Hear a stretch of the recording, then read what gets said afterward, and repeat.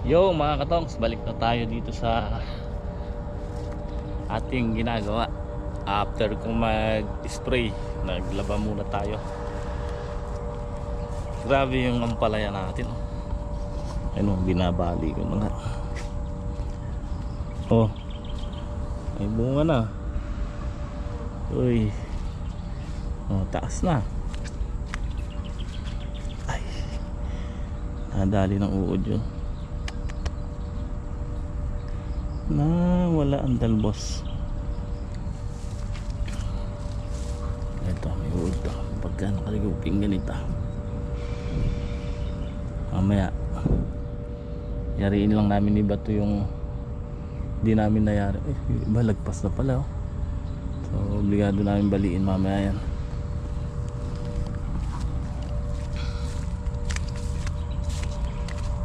Yariin lang namin ni Bato yung hindi namin nayari kahapon dahil bigla nga pong umulan.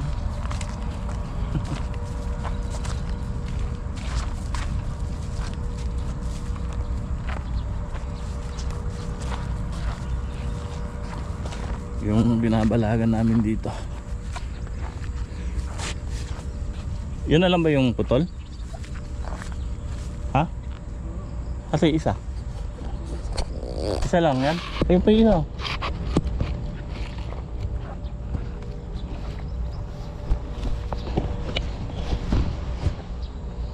Hindi pa maabot to. Hindi pa aabot to. Hanggang dito lang. Kinapos pa rito.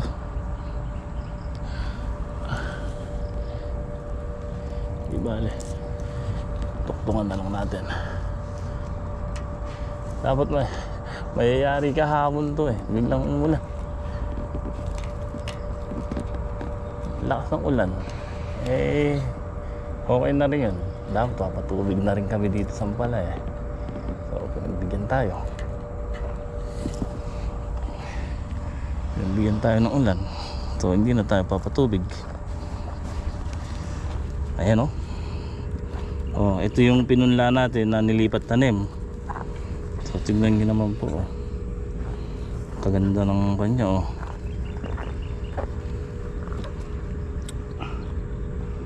Tuktungan natin ta.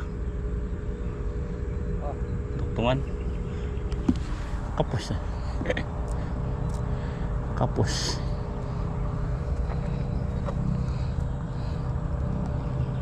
Talihan mo muna ta.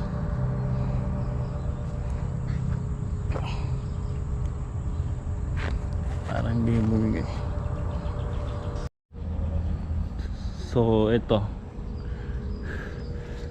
Edgar, bilis no? Pag ganito pala mabilis lang. Mabilis. Bilis lang ikabit, ano? Kundi mo lang kahapon tapos to eh. Ito, kaya lang kulang ng isa eh.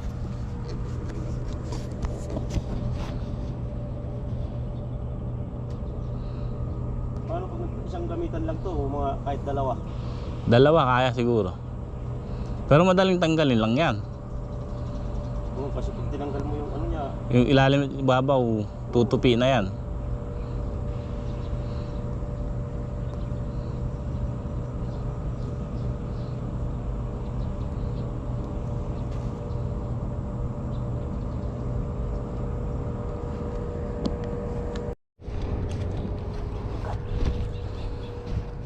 Kinulang tayo mga katongs.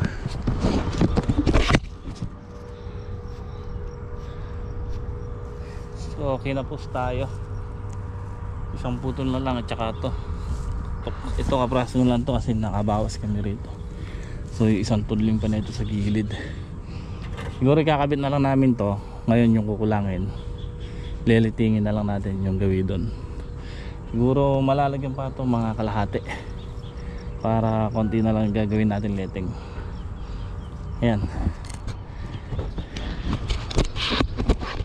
Tignan nyo mga katong yung ampalaya natin dito.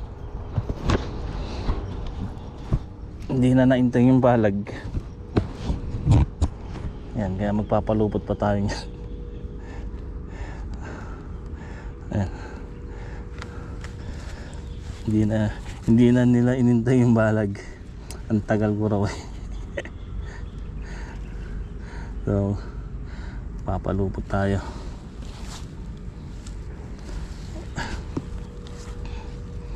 Ang tagal mo eh kasi.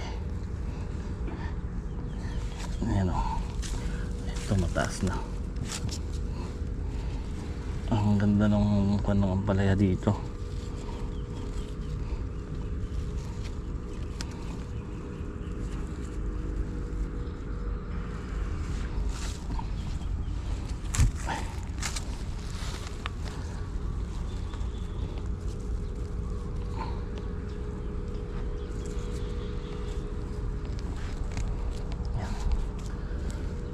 Papalupot.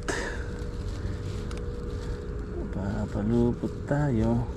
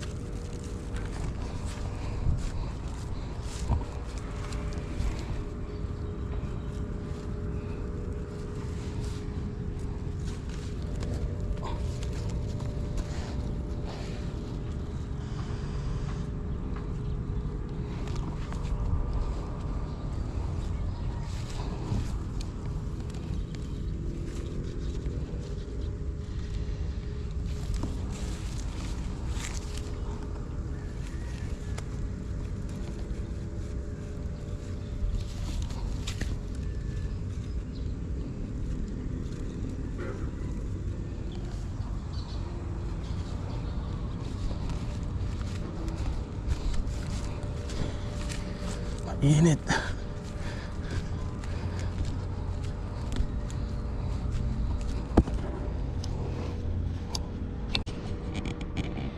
Okay po, at ayan. Dito tayo nagtagal sa dulo. Yung walin isa na lang. Ayan, kasi yung natira natin yung mga putol-putol. Hanggang kalahati lang umabot. Ito, dito lang oh. Gumagapang na yung ating kung order pa tayo, baka ilan araw kasi bago dumating. Sabi ko iba to, litingan na lang natin. Ayan, ito talaga paraso lang, kuwan lang naman, kalahati lang, tudling lang naman. Ito i-order ko rin to ng ano, ng trellis, kasi plano ko diyan ko na itanim yung ano, pipino dito sa pagitan. Itong huling tanim natin na ampalaya, yung panghulip sana. Yan, hanggang dito lang naman din yung kalahati. So ilang tudling pa yung kuwan na yan, kaya tingnan natin kung ano maganda, kung dito natin maitatanim yung pipino or doon. Kasi nililinis na po yun ng doon, yung dating apalayahan, pinalilinis ko yung tudling. Andun yung yung apat, yung mag-amang Bigol at si Lolo Boy, tsaka yung isang si Joey. Ayayari ata nila ngayon yun, linisin yung tudling. Pero yung gitna no, medyo mas madamo, gagaskatirin na lang din yun. So sabi ko, linisin na lang muna nila yung tudling nun, tapos ipatong na lang din sa plastic yung binunot na damo.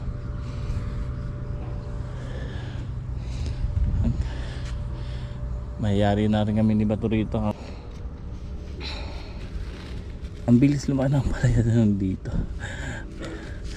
Gugulat kami Mahabol doon sa kabila. Tsaka ito, dire-diretso naging laki. Ganda kasi nung nilagay natin chicken manure, tapos naipunla natin. So ayun, ganda. Tsaka ito, masinsin yung tanim natin dito. Saglit makapal to.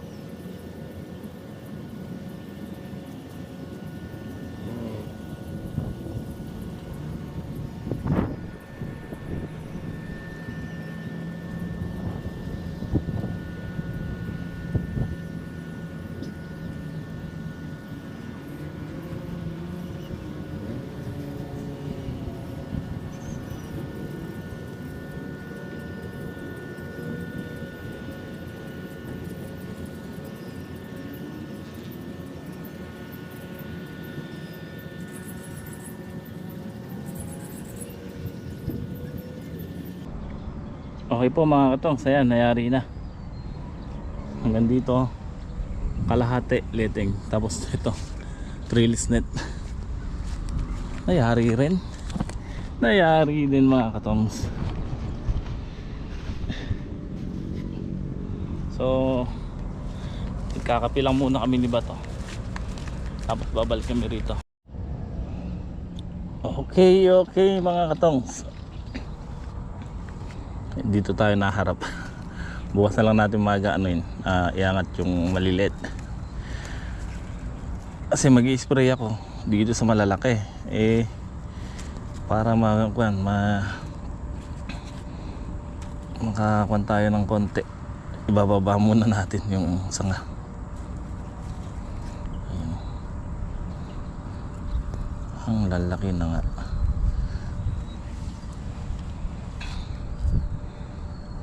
Siyempre pagka may nakabilot, may uod, tataba ng sanga niya.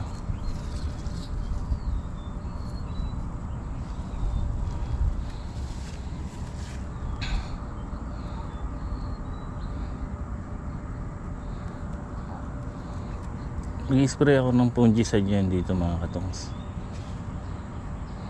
Naalagaan natin sa fungicide to. At syempre foliar.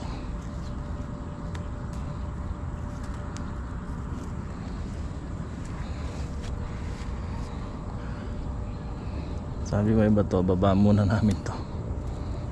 At sabayan na ng tali ng ang taba ng kanya, sangaw. Yan, magandang kwansa ang palaya. Huwag lang sanang magbago uli.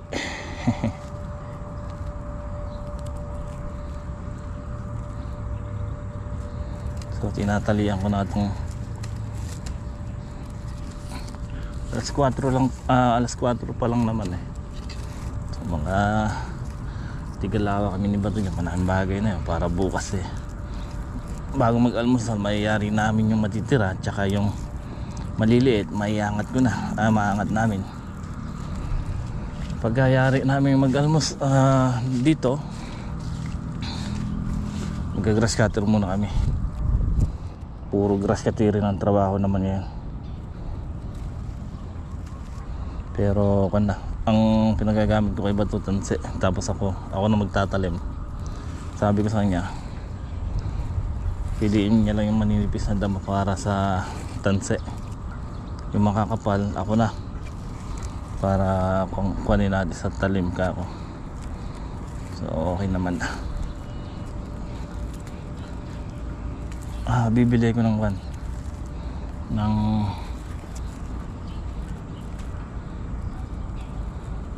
pang niya, protekta sa mata, salamin na plastic. Kailangan yung plastic lang. Ayan o.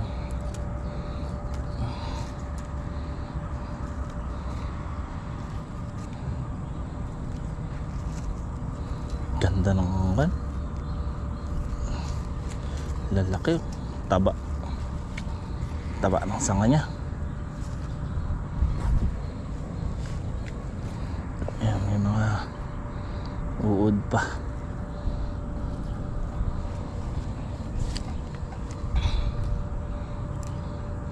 Marami ng buko nga. Ayun o, buko maliliit.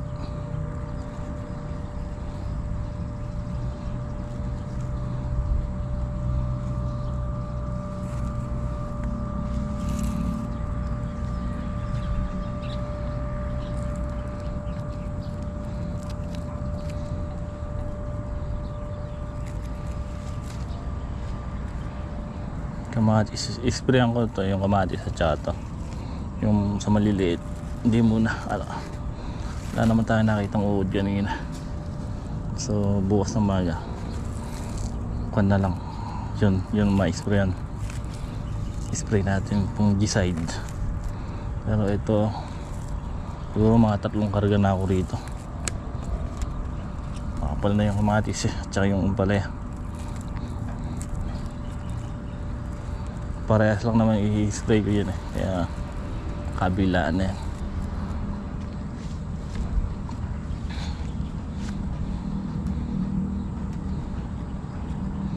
Pang uod at saka fungicide ang i-spray ko ngayon dyan sa kamatis sa ampalaya.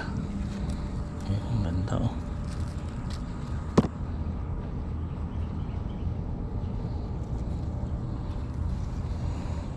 Puro pahawi dito kasi yung hangin, pahawi dito yung hangin Hindi natin pwedeng isalubong sa hangin yan dahil mamamara ko yan pagka naisalubong natin sa hangin. Kapalo. Thank you Lord. Ay, buti na lang nakuha sa tiyaga. Nung una nahihinaan ako dito kasi nagkakatama pa yung dahon niya sa baba. So inisprayan nga natin ng pang fungicide. Yung fungicide na pang yung mabaksik. Buti na control natin. Tapos isa pa, nagkukan yung yung puno. Kaya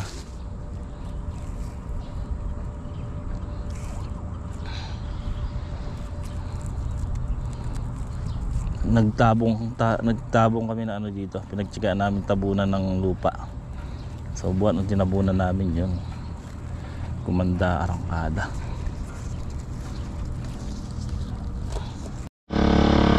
Okay po, at ayan, mag-i-spray tayo. Spray sa umaga, spray sa gabi.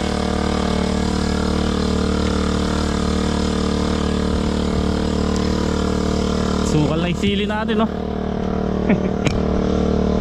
Hindi natin mag-grass cutter basa.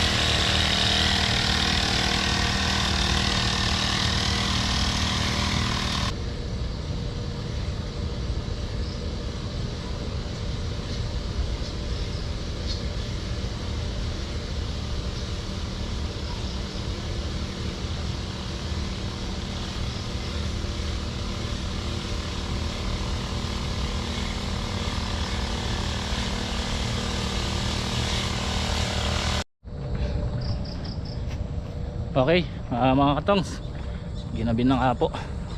Nakatatlong karga tayo. Yan, dito sa kamatis at ampalaya. So yung nagdadamo, may sabi 2 tudling na lang daw natira dito sa ampalaya. Kaya rin nila bukas yan. Then magdadamo sila dito sa sili. Hala naman damo yung puno niyan mga katongs. Yung ano lang, yung mga duktungan, yung pinatong na lupa. Kasi medyo masukal, makapal ang tumubunda mo. Sabi ko alisin na nila. Tapos bubunutin na rin nila yung nasa punong pailan-ilan. Habang tinatapos nila yon, gagrass cutter ako dito para at least malinis na to. Baka pwede na si Bato mag-grass cutter. Okay, gabi na nga po. So bukas naman. Maraming salamat po sa inyong suporta at sa walang sawang panonood. Maraming salamat po.